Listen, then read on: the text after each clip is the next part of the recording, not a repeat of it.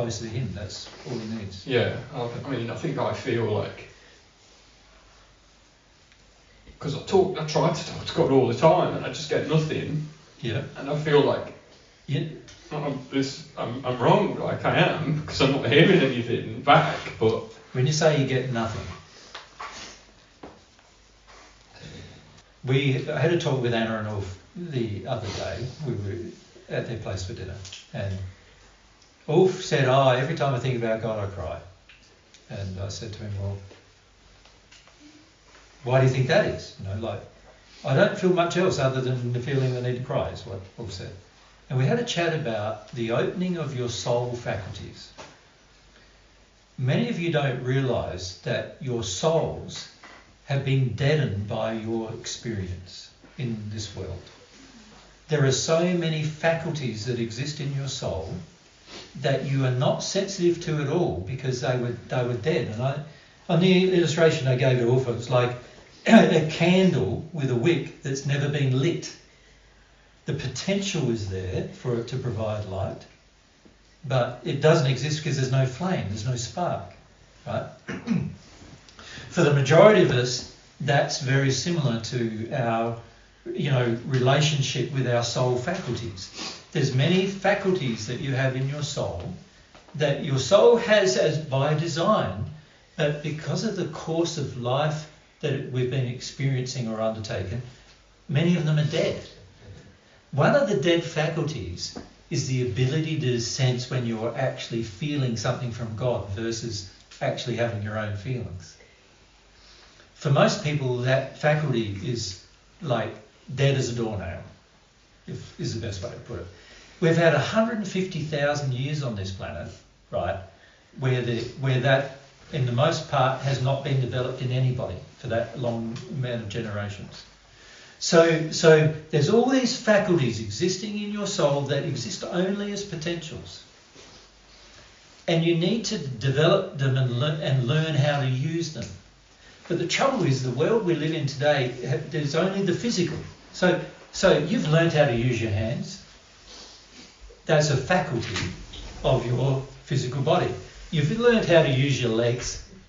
You've even used your mind a bit, which is something you can't actually see and measure, but you're using it. And you've learnt to develop that a bit. You've learnt to develop your eyesight and to recognise things. That happened pretty quick. The first 3 years of your life, you started recognising everything and recognising the relationships between things in that regard. You learnt how to develop the faculty of your hearing and your speech. And, speech took a while. For most of you, probably a couple of years before you said your first word, right? But it took a while, faculty of speech. These are all physical faculties that you develop, some of which are interacting with spiritual faculties, like spirit body faculties, such as your mind. And you learned how to develop the usage of them. But there's a whole slew of soul-based faculties you know nothing about. At all. Not a single thing. And then, of course, there's faculties that develop only when you receive God's love. So in other words, there's a whole group of faculties which are pregnant within the soul in terms of, there is a potential, but you don't even know anything about them at all. And until you receive God's love, you won't know anything about them at all. That makes sense to you? Now, when you first start praying, you're starting to develop a faculty. And for the most of you, that faculty has been dead. All of your life, it's been dead. Right? Now, that faculty is going to take time to recognise. It's going to take time and experience to detect. And it's going to take time for you to recognise that it's happening. Do you follow what I mean? Just like when you were growing up, the faculty of hearing or speech, for example, took time to develop. These things all take time. You can't do them instantly, and you can't expect them to be instant. The problem is, our problems in the physical and emotional problems we all have, we feel like we want an instant solution. But the soul faculties that are going to be a part of the solution take time to develop. So now we've got an emotional problem and a belief one as well, a spiritual one. We want things now. I want it all, and I want it now. Which is actually a issue of selfishness. We don't learn that way with God. It's going to take time for you to learn how these faculties work. So the key is persistence with these development of these faculties. You want there to be easy solutions, Nikki. You've always wanted easy solutions, right? And you want there to be easy solutions with your problems. Now, a lot of your problems are quite complex and they've been there for some time, and you have not had the soul faculties to deal with them. You've got to develop the soul faculties to deal with them before you can deal with them. It's like the child, you're giving, let's say you have a newborn babe, like there he is, five days old, and you give him a pen and say, write your name. Now, would the average parent ever think of doing that? Well, if they did, they'd be pretty crazy doing it, wouldn't they? Right? He's not going to be, he hasn't developed the faculty of controlling things. He doesn't even understand language yet. He doesn't even understand words yet. He doesn't understand how to control his motor skills yet. He doesn't understand how to use his brain yet. He hasn't learned how to relate his eyesight to his brain and to the faculty. There's so many things that are going to have to be developed for him to do that. And he can't do that when he's 5 days old. The same applies in your relationship with God. You could say you're 5 days old in your relationship with God, and you're just developing the beginnings of some faculties. You've got to have to be patient with them, and you're going to have to release some emotions, because all the faculties related to your soul are based upon deep amounts of sensitivity that occur inside of you, emotionally and spiritually. You're going to have to gain that sensitivity. To gain sensitivity, you've got to let go of things. You follow?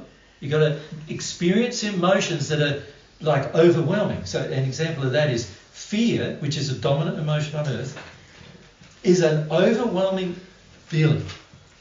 If you have large amounts of fear, you will not feel anything else. You are completely insensitive to everything else. So the fear is going to have to be felt and released in order for you to become sensitive to other things that are not as demanding as your fear is. Do you follow? Your anger is similar. Your anger, in fact, is a created emotion designed to desensitize you to other things. Right? So this is why some of you are going to have to deal with anger, because anger is a way of getting away from sensitivity to other things. That has to be dealt with. That takes time. And all of these things that are soul faculties are going to take time, because there are so many faculties in our soul that are related to us being able to be sensitive enough to use them. Just like a child would have to come to, if you think about a 5-day-old child, in a way he's like a blunt instrument. He waves his arm and he sometimes hits his own face with it. You understand?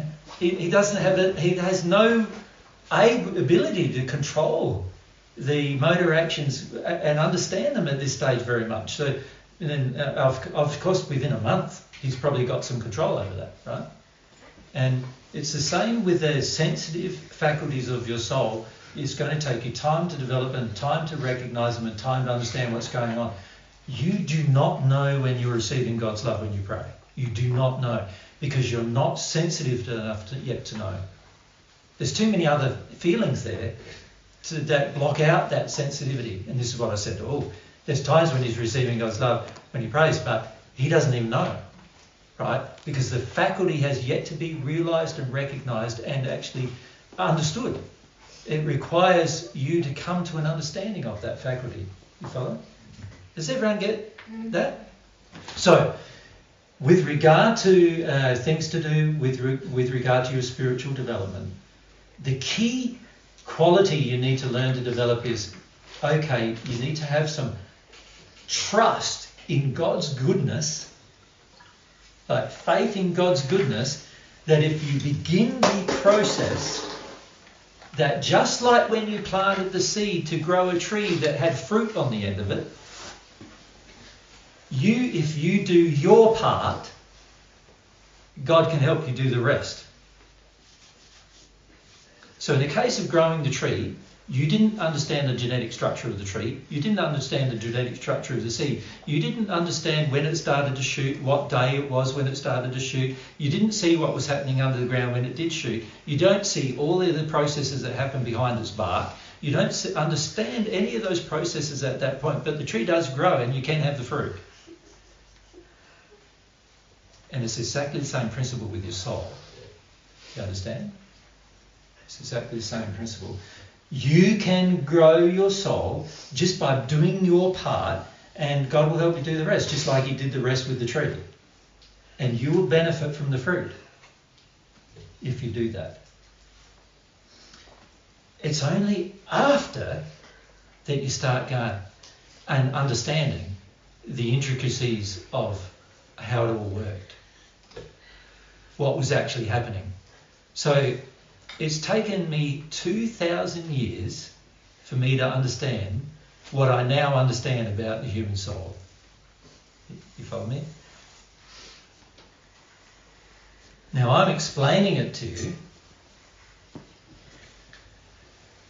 but it's probably going to take you, maybe not as long,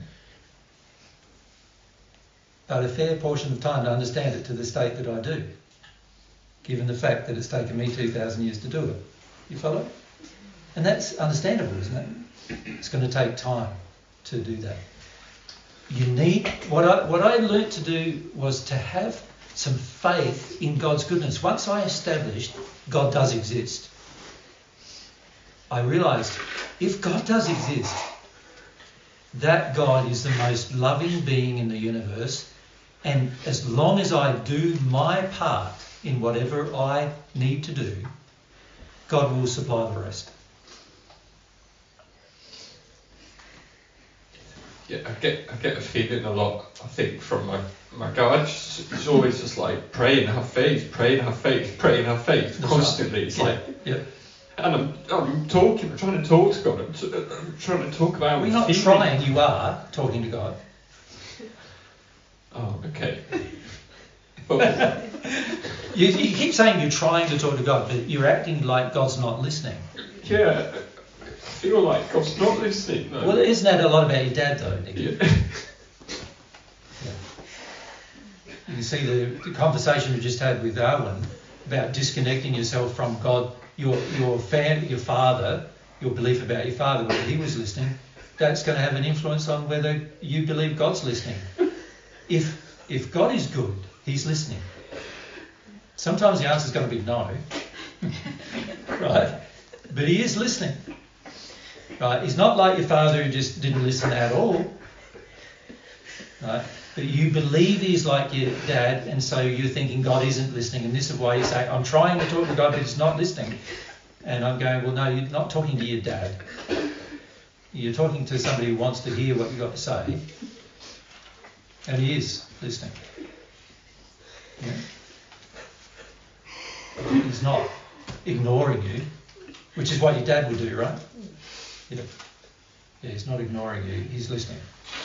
But you can see what I just said to Owen in play here. Like, yeah, my dad never listened, and this is what I'm thinking God's doing. And then I go, oh, God's not listening. Oh, I'm trying. Try harder, not having any trust that God is actually hearing you. Whether he's answering yes or no is a different matter, which we can discuss separately, but he is listening. He listens to every single thing going on in the entire universe. He knows everything going on in the entire universe. Like I said in the first century, he can count every hair on your head. He sees when a sparrow dies, so does he see when you do. When you have trouble, of course he sees it. Right? So he is listening, but there might be times he's saying no. There might be times he's saying, no, I can't do that for you, Nicky. There's things you need to learn. And part of what I'm saying you need to learn is to learn to develop the soul faculties so that you're sensitive enough to understand answers. That's what I've had to develop. It's taken me time to do that. Yeah. But they come about, and you get to a point eventually where the things that before you thought were ethereal and imaginative, just your imagination working, you come to a point after you work through a lot of things with God, you realise, no, these things are actually more real than the things I can touch with my physical hands. And I think if you read the Paget messages, you'll get that thought, won't you? Yeah. Which is the thought we've tried to suggest in there as well. That a lot of times the things that on earth we thought were real, when you actually go through the experience of growth, you realise, wow, all those things, all the things I thought were just some imaginary thing, a lot of them end up being actual real things that are more substantive than the thing you thought was imaginary. Like, it's just how it works. But it takes the development of faculties of your soul, not your physical body, to do. And that's where most of us, when we begin, struggle, because we're not used to using our soul at all. Like, there's many messages in the Paget messages where the spirits have come to Paget and said, I feel like I'm a dead soul, like I'm dead. There's no spark of life in my sort of being at all, is what they felt. They were so desensitised that there was no spark of life in the soul, because it's like the soul was pregnant with a spark, but it needs to be lit, and it's lit by desire. That's what lights it, and it takes time to develop desire, light the spark before it turns into a flame. It's a bit like I likened it the other night with you build a big bonfire, but you don't light the thing. So at the moment, it's pregnant with fire, in the sense that all of the, there's fuel, there's oxygen, there's everything ready for it to go into this big bonfire, but none of it's happening. What do you need first? A spark, don't you? You need something to light it. So when you first light it, like if you put your match right in the middle of all that and you light it still looks like there's no bonfire. Even though right in the centre there is a start of a flame, right? But if you come back and you looked at it as a whole, you'd go, there's nothing happening. And that's really what we're like when we start to do this. We're like lighting that little, with a match or a spark, we're lighting the start of it all, but we're not yet experiencing the effect. We can't yet measure the effect because we can't see it yet, because we're not even sensitive enough to measure the effect yet. You understand? But then as it grows and gets bigger and bigger and bigger and bigger, eventually you start seeing the flames, and you start seeing you start seeing everything that's happening, right? And at that point, you realise, oh, there was a fire going there, and I didn't even know. Yeah, I didn't even know. It's now growing, it's now, I can now see the effects of the decision of my desire, to exercise a desire. So don't be put off by the fact that you feel you can't measure things initially. Yeah. Remember in every Paget message where they began in the hills, they all said, I pray, but I can't feel any effect. I pray, but I can't feel any effect. I pray, but I can't feel any effect. And then sometimes they come back and say, now I can feel an effect. All of a sudden, right? So you can see the prayer was the spark of their desire, and that spark was happening. Something was happening in their soul. There's a faculty in the soul already starting to be developed, but they just didn't know it themselves until it became plain to them, and then they knew. It's going to be the same with you. It's going to be exactly the same. So we see for many of you that you are making change and you are making growth, but you're not used to measuring it in the way God does. You don't understand yet the faculties of your soul and how they're to be used. You're like a child bashing its own head with its own hand because it's got control of it. You follow? You don't understand yet how to use the faculties. That's okay. You're in a learning process. Now, it's unfortunate that for most of us we're 20, 30, 40, 50, 60, 70 years old before we're learning how to use the faculties of our soul, because if we were in an ideal circumstance, we'd be learning how to use the faculties of our soul when we're 3 or 2 or 1, But unfortunately in this environment we've been brought up in, from the time we were born, the faculties of our soul have been suppressed on purpose by the people who have gone before us. So it is going to take time to undeaden them and to work through them. Yeah? Have faith in God's goodness. He is not like your father. He's not like your father. He's listening. Whether you think he is or not, he's listening. He's very interested in every one of you. He's interested in your pains and your sufferings. Right? He's listening. But there are lessons you've got to learn, and he's going to try to teach them to you as well. And there's faculties of your soul that you've got to learn to experience that are probably, for the most part, dead until you begin developing them. Is that good? Yeah.